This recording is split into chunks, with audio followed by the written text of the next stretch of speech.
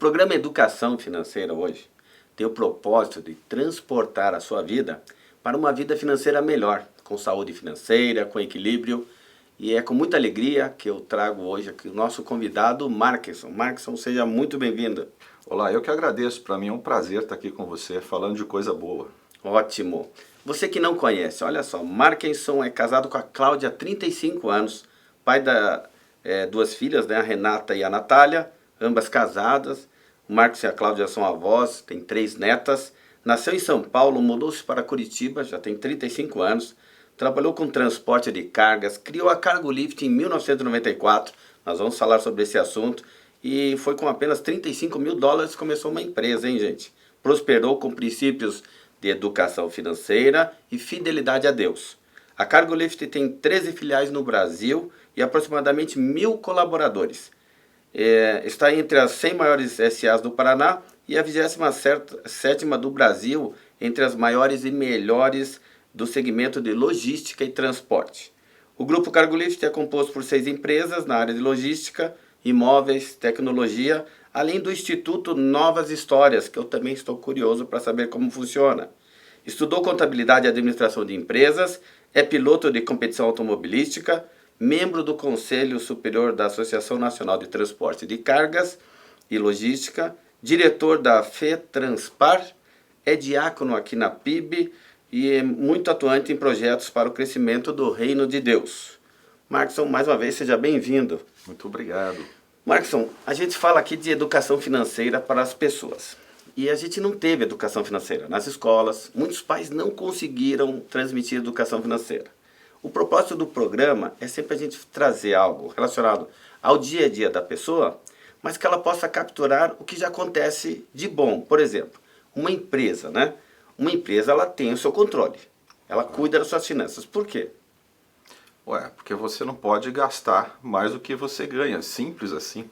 Então, quer dizer, se a empresa gastar mais do que ganha, a empresa quebra. Principalmente no Brasil. Porque muita gente vai empreender e esquece que uma das matérias-primas para o seu negócio é o dinheiro. E no Brasil, para você usar dinheiro de banqueiro, é um dos mais caros do mundo. Então, se você não cuidar de ter o seu próprio capital de giro, a chance de você quebrar com a alta taxa de juros no Brasil é muito grande. Olha aí, ó, não adianta ter uma ideia ou ter dinheiro, abrir um negócio. Tem que ter a reserva. O que o Marcos está falando é o seguinte: vai lá no shopping e abre uma loja. Mas peraí, mas se você não tiver o fluxo de caixa, não tiver o controle financeiro, não tiver uma reserva, pode ser que durante vários meses você não dê lucro. Não sustenta o negócio. Para você ter uma ideia, Altemir, eu decidi ser empresário quando eu tinha 20 anos de idade. Eu vivia em São Paulo, era funcionário de uma transportadora. Eu não montei a empresa logo no ano seguinte. Eu me preparei 10 anos. Eu montei quando eu tinha 30 anos. Sabe por quê? Eu aprendi na Bíblia, isso que não ensina na faculdade. Para você construir uma torre, você tem que ver se você tem todos os recursos, para você não parar a torre no meio do caminho 14, e não 28. ser motivo de chacota dos outros, principalmente daqueles que têm inveja de você. Esse é o ensinamento bíblico que vale para a educação financeira. Ótimo. O Lucas 14, 28. Quer dizer, eu não posso começar algo e não terminar.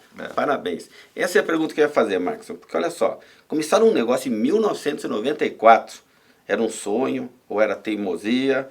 O que fez com que você criasse uma empresa num período dessa década? Eu sou oriundo de banco, mesa de operações, investimentos, tempo do overnight. E essa é uma época, a década de 90, de inflação altíssima, Markson. Nós tivemos taxa de juros de 6.000% e tivemos uma inflação em 93, próxima à data que você abriu a empresa, que chegou a 2.000%. Né? Hoje a gente reclama, e Selic a 13,75%, inflação a 5, 6%. Mas na época que você abriu a empresa, a situação não estava lá tão boa. Altemir, eu nasci em 64. Eu sempre brinco que a melhor safra nasceu em 64. Opa, 2, olha aí, ó. Você também? Também, administrador, 64. Muito bom. Mas é o seguinte, então a nossa geração viveu com essa inflação galopante que você falou. Eu diria que hoje os melhores CFOs, os melhores diretores financeiros do mundo são brasileiros. Sabe por quê? Nossa geração aprendeu a conviver com inflação diária. A gente transformava o preço do frete ou dos produtos em BTN, né? Bônus do Tesouro Nacional, acho que era esse era a moeda da época, né?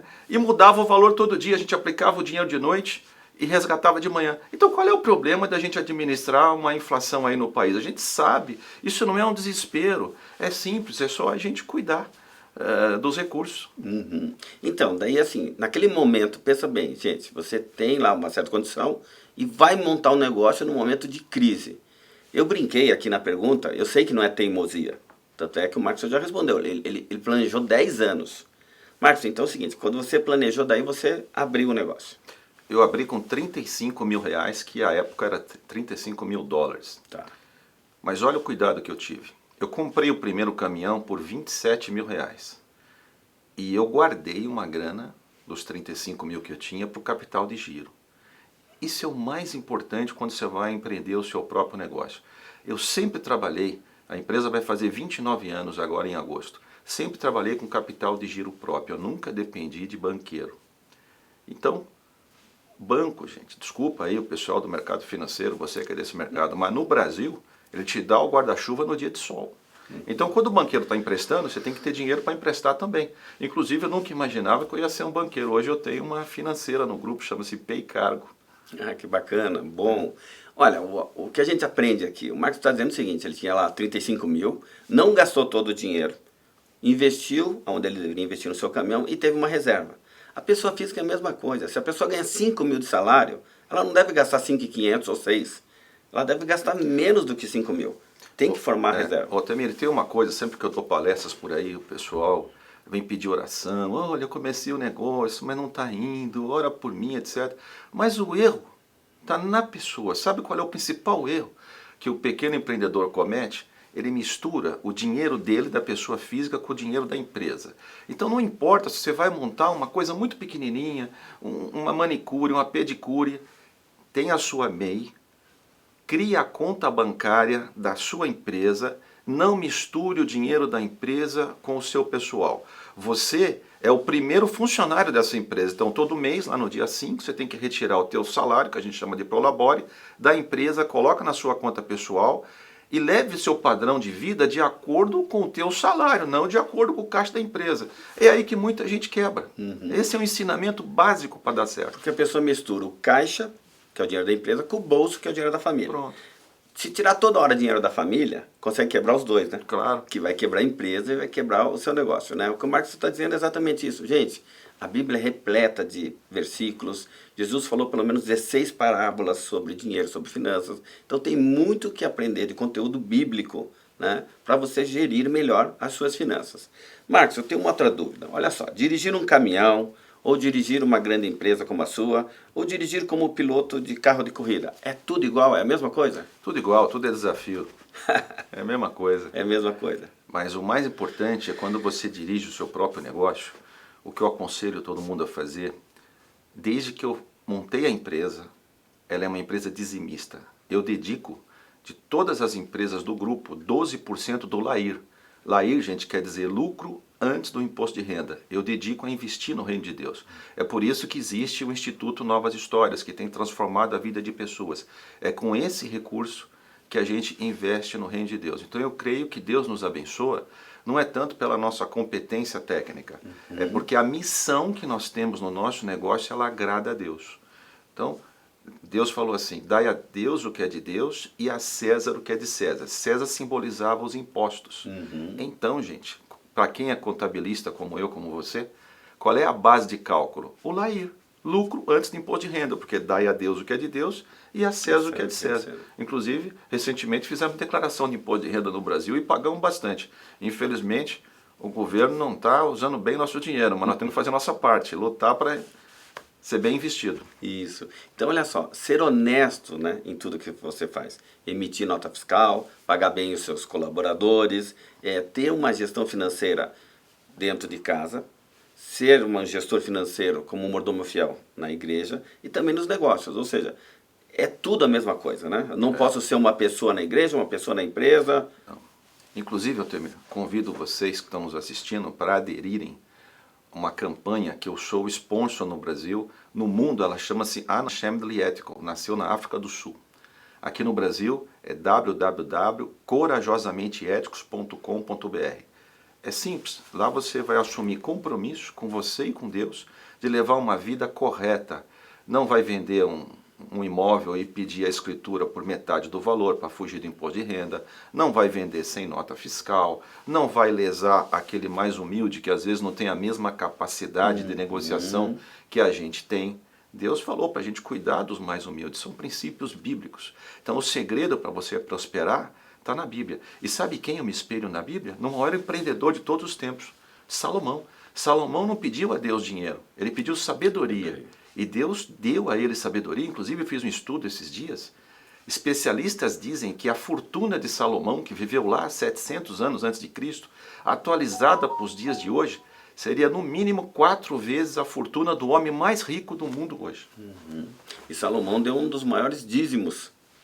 Olha, gente, esse é o segredo. Esse é o segredo para prosperar. Pede sabedoria a Deus, seja mordomo fiel, né? Seja um bom dizimista, ofertante, missões, ajude, tá? Mas vamos lá, voltando aqui nesse assunto, olha que interessante. Eu estou relacionando com a pessoa física, porque o Marcson, como empresário, ele dirige uma grande empresa, então tem lá os seus projetos, seus planejamentos atuais e futuros. A pessoa física tem que pensar no seu futuro? Claro, a empresa, gente, ela pode existir hoje, pode vender amanhã, pode não existir mais. E o que você mais tem que cuidar é do seu futuro. Agora o Silvio Santos falou uma coisa que até hoje eu carrego comigo. O mais bacana, não importa o dinheiro que você vai ter, é você viver como uma classe média. Sinceramente, o dia que eu tiver que colocar um carro blindado para eu andar, eu paro tudo. A gente tem que viver no meio do povo, simples, né? Eu acho que a gente tem que viver assim, nada de tanta ostentação. Isso aí não é legal, isso aí não é bacana. O legal é você viver como uma classe média. Olha, o Marcos fala uma coisa bem interessante, que eu trabalhei lá no grupo, né? Eu abri aqui em Curitiba o Pan-Americano, que era dele na época, né? E realmente chamava muita atenção, ele ia comer lá uma coxinha, um salgadinho em São Paulo, e saía normal, assim como qualquer pessoa, né? E eu também, lá na praia, eu encontrava os donos da VEG. Sim. E também, sem guarda-costas, sem ninguém, tomando banho ali, conversando com as pessoas naturalmente. Gente, isso é qualidade de vida, né? Agora, tem gente, às vezes, que tem pouco e fica ostentando, né? Tem algo errado aí na sua personalidade, nos seus hábitos financeiros. Marcson, olhando aqui para um ponto, né? O caminhão, ele requer manutenção, certo? Ou é só comprar e põe para rodar? Não, quando é novo, você compra e põe para rodar. Mas se você não cuidar da manutenção, chega uma hora que o custo da depreciação mensal do veículo, quando ele é novo, a depreciação é bem pesada. É como um carro novo, que você compra, tirou da concessionária, já cai 15% o custo no mês seguinte, né? O preço dele. O caminhão é a mesma coisa. No primeiro ano dele, a depreciação ele é mais pesada. E o custo de manutenção é praticamente zero, porque está na garantia. Lá pelo 4º ano, a curva de custo com manutenção cruza com a curva do custo de depreciação. Essa é a hora de você substituir o caminhão por outro mais novo. Porque assim, muitas pessoas, né, elas têm o hábito seguinte: eu preciso comprar um carro. E às vezes a pessoa, ela não vê que ela precisa de um meio, né, de condução, né, mas ela quer o carro. E daí ela faz aquela prestação do CAB, Marcson, que eu não gosto da prestação do CAB. Ah, vou assumir 2.000 de prestação porque eu ganho 5 de salário, então cabe. Só que ele se esquece que o carro deprecia, como o Marcos falou, da manutenção. O carro precisa de combustível para andar. É bom que tenha o seguro, tem PVA, ou seja, aqueles 2.000 de prestação geram mais 2.000 de custos. O cara ganha 5.000 e já gasta 4 só com o carro. Então tem algo errado aí no seu planejamento. Faltou o Lucas 14:28, né? Porque assim, eu tenho que planejar aonde eu coloco o meu dinheiro, porque primeiro, não é meu dinheiro. Então não é eu vou investir. Primeiro, né? Não é investimento porque o carro eu uso no dia a dia, né? No caso do Marcson, é investimento porque ele compra o caminhão, para o caminhão rodar e Deus ajuda a gerar lucro. Você me sabe que na vida inteira, eu só comprei um carro financiado na minha vida quando eu casei, que era um Fusquinha 78. Eu sempre compro o carro à vista. E um erro que as pessoas cometem hoje em dia é olhar o preço do carro. O preço do carro é a última coisa que você tem que olhar. Você tem que pegar e fazer uma planilha. Eu vou ficar com esse carro quanto tempo? 3 anos? Então veja quanto ele deprecia todo mês, quanto vai consumir de combustível, quanto vai consumir de seguro, de pneu e de manutenção e de emplacamento.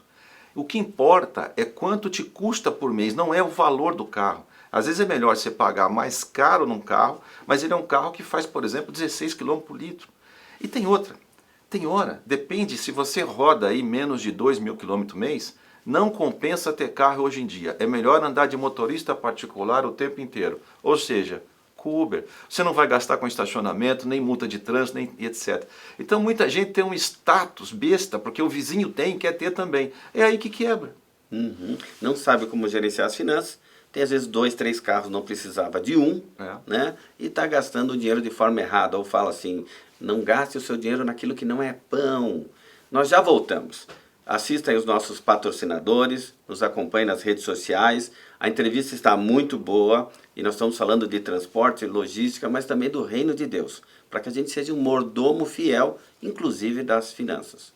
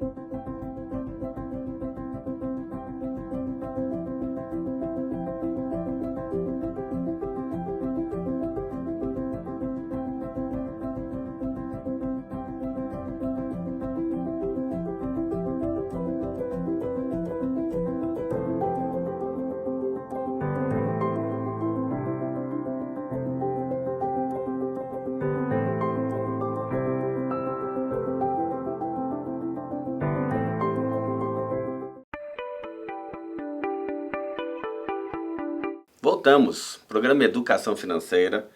Estou aqui com o Markson. Markson, mais uma vez, muito obrigado pela tua presença. Obrigado. E a gente está falando, gente, de uma pessoa que gerencia uma grande empresa, tá? Também é atuante no reino de Deus. E como a gente deve administrar nossas finanças. Eu sempre faço essa correlação. Se uma empresa cuida bem das suas finanças, essa empresa, ela fica 5, 10, 50, ela é uma empresa quase vitalícia, ela vai sempre existir. Se uma empresa não cuida bem das suas finanças, ela tende a fechar com o tempo. Isso ocorre também com as famílias, com as pessoas físicas. Por isso que a gente vê no Brasil, por exemplo, muitas famílias altamente endividadas porque não tem controles, não tem sonhos, não tem um caderno, não anota suas finanças. Markson, tem gente que quer investir. E olha só essa história. Eu já estive no interior do Paraná dando palestra e uma vez um médico falou o seguinte, eu vou comprar caminhões e vou pôr para rodar e vou ganhar dinheiro. É bem assim mesmo?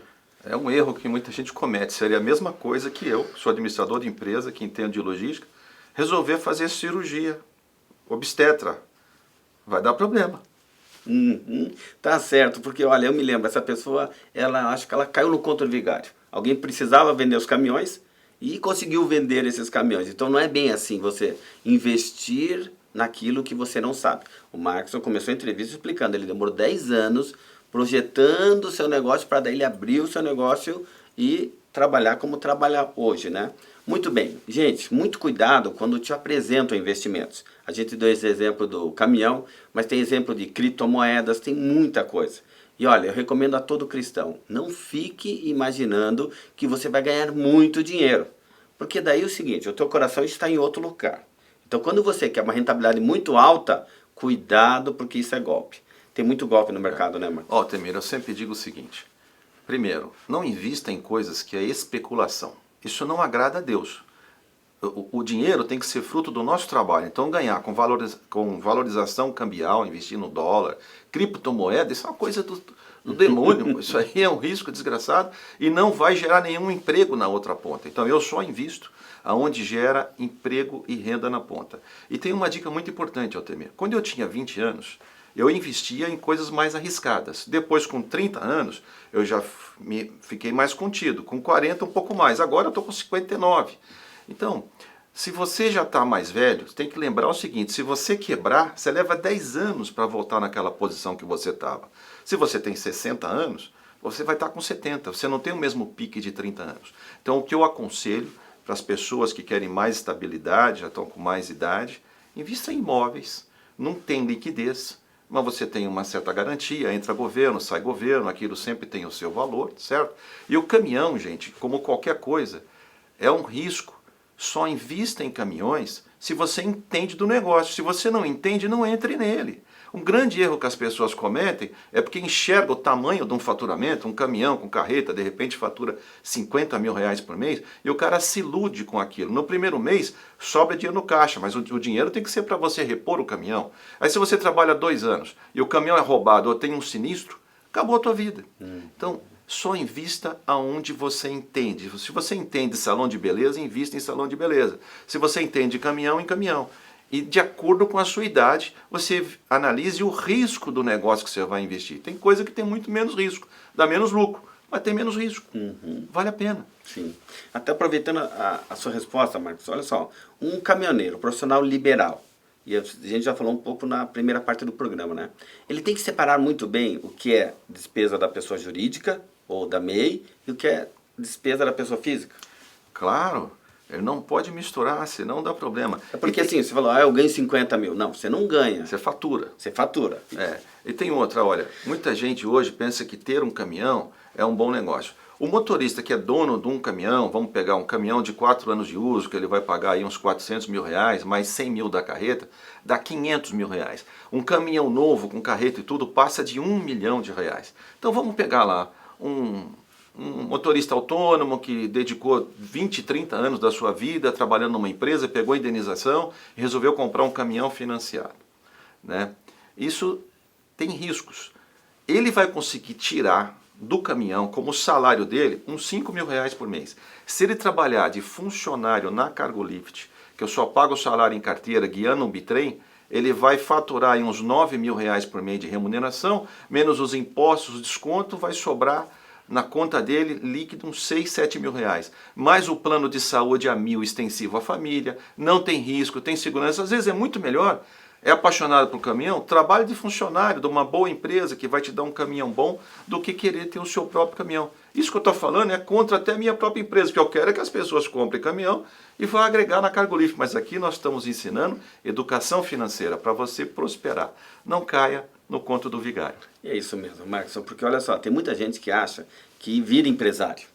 E eu atendo famílias, atendo casais, às vezes a esposa me contrata e traz o marido para a consultoria. E eu vejo que o marido virou empreendedor, mas ele quer ser, ele não é. Então assim, a gente começa a separar e fazer as contas e eu descubro o seguinte, ele está pagando para trabalhar. Né? Vamos pegar exemplo, comprou o caminhão, mas daí tem que trocar pneu, é o diesel, é o seguro, é imposto, é pedágio, é tanta conta, e daqui a pouco aquilo não paga, não sobra, talvez nem 5 mil, e agora a pessoa está em maus lençóis. Então muito cuidado se você quer ser empreendedor, mas a coisa não está andando, porque assim, uma coisa é determinação, a outra é teimosia. Está teimando com o mercado, mas na verdade é o seguinte, como o Marcos falou, carteira assinada, os benefícios, salário certinho lá no começo do mês, 13º, férias, tudo como tem que ser. Marcos, mais um detalhe. Me fale um pouco do Instituto, eu gostei do nome, explica aí do Instituto. O Instituto, ele nasceu por conta do meu compromisso com Deus. Quando eu fui criar a empresa, 1 ano antes, eu peguei uma folha de papel em branco, Altemir, e eu escrevi qual seria a missão da minha empresa. Eu não imaginava que eu ia ter tantas empresas. Hoje todas elas têm a mesma missão. Sabe qual é? Proporcionar melhor qualidade de vida à sociedade, instruindo-os no caminho que deve andar, sobretudo porque nós confiamos em Deus. Então, Altemir, o meu objetivo é levar as pessoas para o céu. Veja, o caminho que deve andar. Não foi Jesus que disse assim, eu sou o caminho, a verdade e a vida. Ninguém vem ao Pai se não for por mim. Então, meu objetivo com todas as empresas é levar as pessoas para o céu. Eu invisto nisso, é por esta razão que em 2003 eu organizei o Instituto Cargolift, ele começou em Campo Largo com o projeto Ceifar, tratando jovens da dependência das drogas. Nós cumprimos bem essa missão durante 20 anos.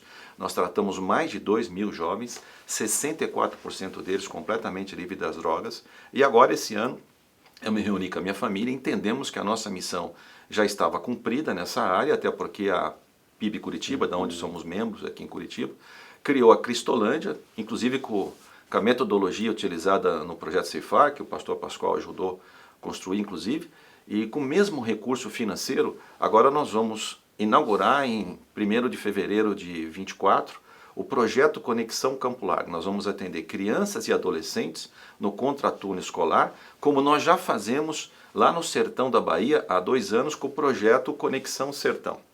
A gente atende lá no sertão hoje 340 e poucas crianças e adolescentes em contraturno escolar com aulas de música, de esportes, de educação, né, reforço escolar, etc. E com os princípios de educação para a vida. É educação por princípios. A minha esposa voltou de lá com a minha filha, minha neta, mais um grupo de voluntários a semana passada. Sabe o que mais chamou a atenção? As crianças, depois de 2 anos, já não jogam mais papel no chão, limpam a sua mesinha, cantam o hino nacional de cor. Não era assim quando nós começamos lá. Ensinamos patriotismo.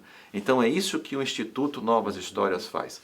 Ele cria novas histórias na vida das pessoas. Então ele começou como Instituto Cargo Livre, e há 3 anos nós mudamos o nome para Instituto Novas Histórias, porque de fato hoje tem várias histórias bonitas para contar, seja de crianças e adolescentes com sua família transformada ou ex-dependentes químicos com família restaurada. São histórias lindíssimas.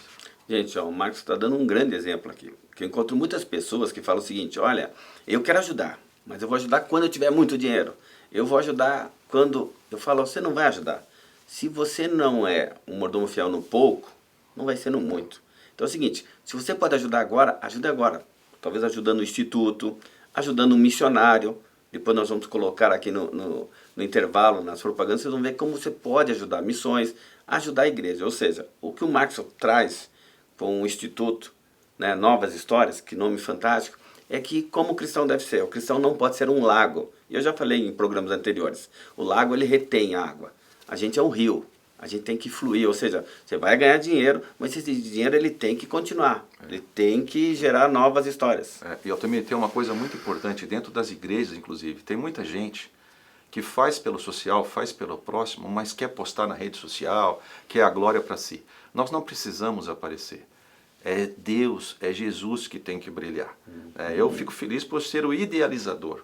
Eu não faço questão de ficar aparecendo. O importante é que Deus está vendo o que nós estamos fazendo para ganhar as pessoas para o reino dele. Isso é o mais importante. Ó, a diferença entre marketing e missão.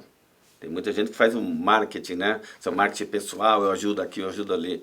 Gente, eu dou o dízimo do meu tempo. E muita gente nem sabe para onde eu vou ou o que eu faço. E o Marcos, eu garanto que faz muita coisa também. Marcos, aproveitando aqui, a gente está falando aí do profissional liberal, daí você falou lá do funcionário. O trabalhador, ele deve aprender a viver com o que ganha? E como é que ele vai aprender a viver com o que ganha? Sim, você tem que pegar o teu salário bruto, pega o dízimo, já separa, e pega a outra parte, e você tem que dedicar uma parte para as necessidades básicas, vestuário, alimentação, né, saúde, escola, para os filhos, para a família. Isso são necessidades básicas. E se você conseguir se ajustar para que sobre um pouquinho, o ideal é que você guarde numa reserva técnica para uma poupança, para um futuro que você vai empreender, ou um PGBL, ou empreender algum negócio, pelo menos 10% do seu rendimento líquido. É uma receita que dá muito certo. Agora, para sobrar 10% para investimento e preservar os 10% do dízimo, você tem que adequar teu padrão de vida. Não adianta você querer morar num bairro chique ou ter um carro muito caro se o teu salário não dá para isso. Você tem que adequar ao padrão de vida que o teu salário permite. É simples assim. Olha, eu aplico treinamento e faço pesquisa em algumas empresas. E o que eu já encontrei, Marcos, mesmo setor, 2 profissionais ganhando o mesmo salário, uma família do mesmo tamanho, um prospera e o outro é endividado. Altamente endividado. Gente, é o mesmo salário. Se o outro tem 2 filhos, esse também tem 2 filhos. Ou seja, como é que uma pessoa consegue gerir a sua vida financeira de forma correta e prospera, e não tem dívida e tem férias todo ano, e esse outro não, está endividado, ele pede adiantamento de férias, ele pede adiantamento do 13º, ele está sempre pagando conta. Uma coisa que eu não gosto, Marcos, eu sempre escuto todo ano, é o limpa-nome do Serasa. Não. Eu entendo que é limpa-nome, que quer ajudar, mas na verdade é o seguinte, você não deveria limpar o nome. Aliás, você não deveria sujar o nome, né, Marcos? Eu fico indignado como empresário quando eu vejo o governo fazer um refis, que é para permitir aquele cara que não pagou um imposto nenhum, e eu paguei em dia, pagar com desconto. Então, alguém colocou um carimbo de otário na minha testa, isso não pode acontecer. Né? Agora, por que uns prosperam e outros não? Com família do mesmo tamanho, como você falou, com 2 filhos, etc. Mesmo salário. Eu vejo dentro da própria cargo livre. Porque um vive de acordo com o tamanho do seu orçamento. E geralmente, porque procura não pecar, não faz coisas erradas e é dizimista. Eu sou um testemunho vivo. Deus me abençoa porque a gente é dizimista. Investe no reino de Deus, transformando a vida de pessoas. Minha esposa faz isso até mais do que eu. E ela é a que menos gosta de aparecer lá em casa. É um exemplo de mulher. Bom, então olha só, o problema não está no salário, nem no quanto você ganha, mas a forma como você gasta o que ganha. Então, se você não tiver um planejamento financeiro familiar, entra lá no meu site, baixa a planilha, você vai ter um controle, um modelo, projetos próximos 12 meses para não ter surpresa, porque as pessoas se esquecem, viu, Marcos, que tem IPTU, IPVA, que seguro vence, que tem escola, que tem matrícula. Então é o seguinte, tem o controle, tem o planejamento, mas seja mordomo fiel. Não deixe de ser um bom dizimista. Oportunidade de ofertar é oportunidade. Gente, se eu for 3 vezes na igreja e tiver 3 pedidos de oferta, eu tenho 3 oportunidades, Marcos. Quando eu vou em outra igreja, que eu vou dar palestra, que eu sou convidado e pedem oferta, eu dou a oferta. Porque é a oportunidade que eu estou dizendo o seguinte, ó, quem manda no meu dinheiro? Aonde está o meu coração? Porque é o seguinte, se eu não consigo abrir minha carteira para dar uma oferta, tem alguma coisa errada. Né? Marcos, aproveitando aqui, nós estamos chegando ao final do nosso programa, a Bíblia ajuda até na administração financeira pessoal. Você, mordomo fiel, cristão, qual mensagem você daria aos nossos ouvintes? Olha, primeiro, busque viver em santidade. Segundo, não explore os mais pobres. Terceiro, seja dizimista. Quarto, trabalhe, se desenvolva. E por último, sonhe e apesar das adversidades da vida, lute sempre para vencer, porque em Deus nós somos mais do que vencedores. Ótimo, gente. Está vendo que palavra? Porque em Deus nós somos mais do que vencedores. Não é o dinheiro que nos transforma vencedores. Gente, que programa maravilhoso. Marcos, obrigado pela sua presença, obrigado pelos ensinamentos, obrigado pelo que você trouxe hoje, agregando, né, tanto ao mundo financeiro quanto ao mundo espiritual. Eu que agradeço, Altemir. Parabéns pelo seu trabalho. Tenho certeza que esse programa Educação Financeira, com a sua liderança, tem abençoado muitas famílias. Deixa Deus falar no seu coração. Muito obrigado e fiquem com Deus. Fiquem com Deus. Deus abençoe você, abençoe sua família. Até o próximo programa Educação Financeira.